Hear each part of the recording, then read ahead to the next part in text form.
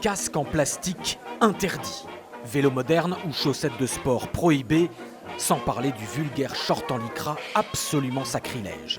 Ce week-end à Londres, il fallait remonter dans le temps. Bienvenue à la Tweed Run, une course cycliste d'une autre époque où le tweed est de rigueur. C'est typiquement britannique, et je pense que c'est une bonne chose.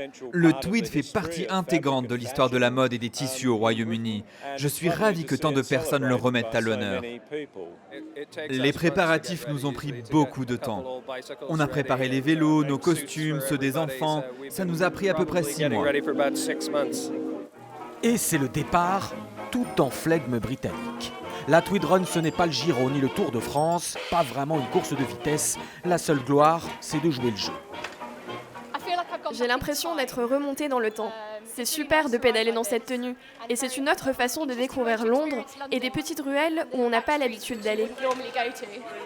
Seule difficulté pour le peloton, se faufiler entre les voitures et les bus à Impérial de la capitale, et c'est encore plus ardu en grand bi du 19e siècle. Pour remettre les concurrents de leurs efforts modérés, des pauses sont prévues sur le parcours avec une boisson énergisante qui a fait ses preuves. Le thé a été le carburant de l'Empire britannique pendant des siècles. Ici, il ne faut que du thé, et du gin bien sûr, après-midi.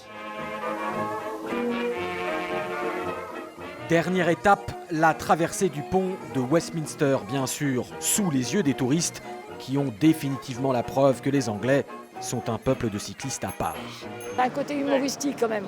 On a vu des espèces de chapeaux bizarres, on a vu des chaussettes multicolores. Il n'y a que des Anglais pour faire ça. Je ne vois pas du tout des Français faire ça. Pas du tout.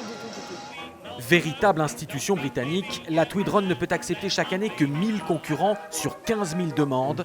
La police londonienne ne souhaite pas voir davantage de ces drôles de nostalgiques pourfendeurs des normes de sécurité modernes paralyser la capitale.